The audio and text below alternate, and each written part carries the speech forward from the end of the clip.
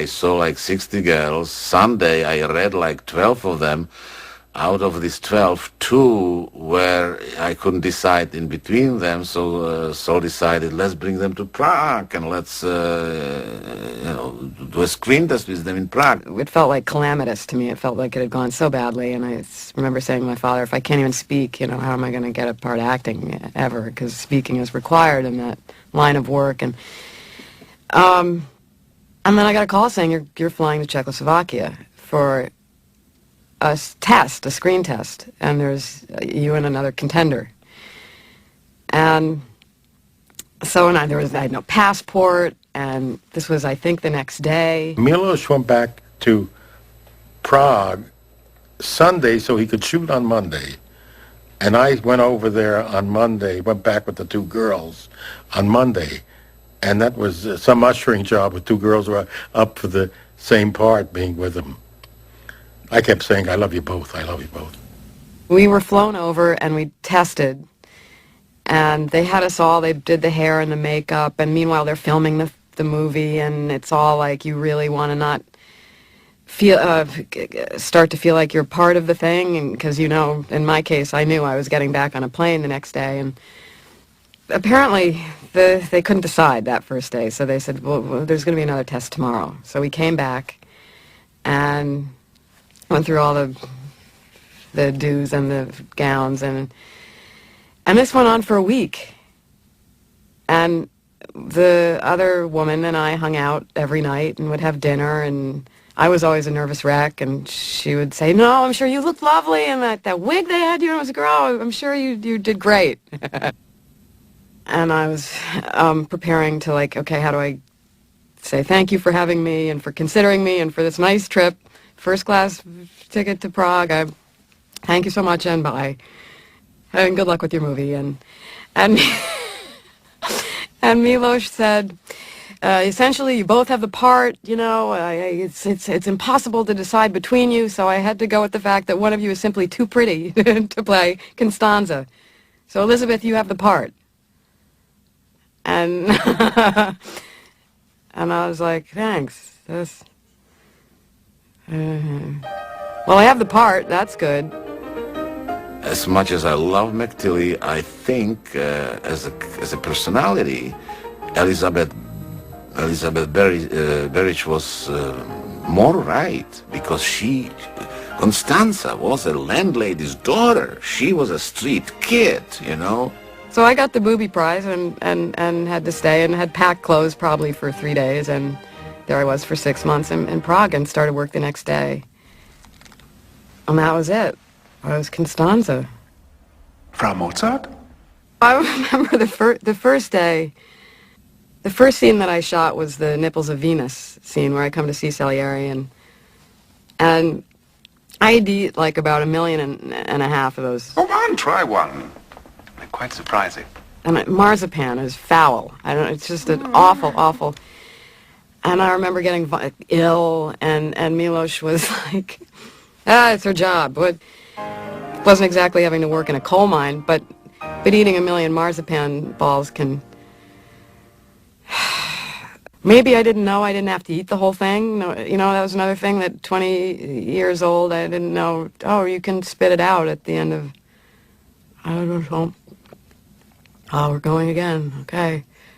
And it's funny how that can be the only thing that's on your mind, and I couldn't. I had to... It's like, oh...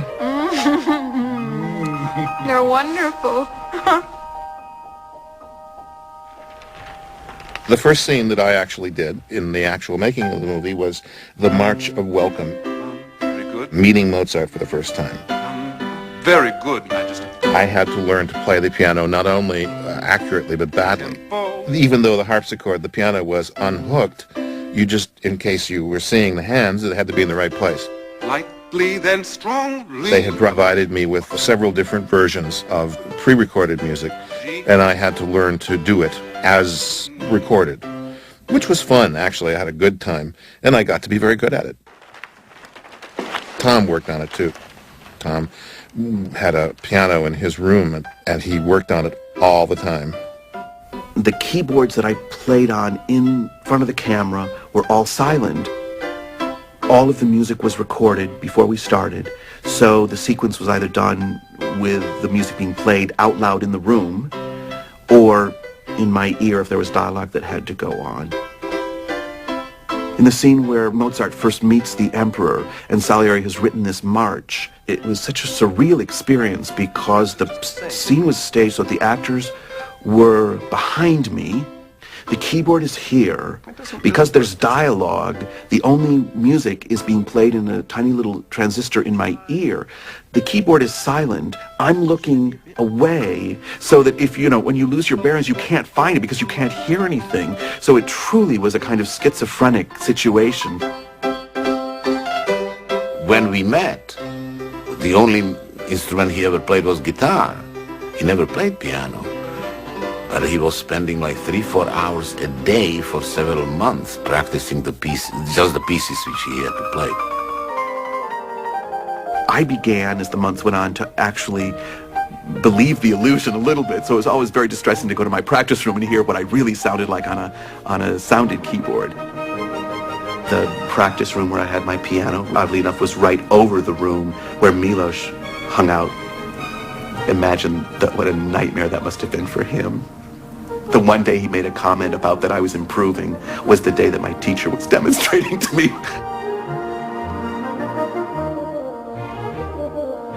Neville Mariner, after seeing the film, said he never hits a wrong key, even when he plays backwards.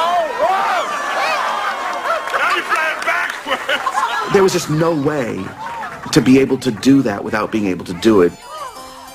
It's one thing to play on a silent keyboard to a playback, but it's something entirely different to do it upside down behind your back. In the way of stunt work, you learn what the assignment is, and a chemical gets released, and you actually can do it.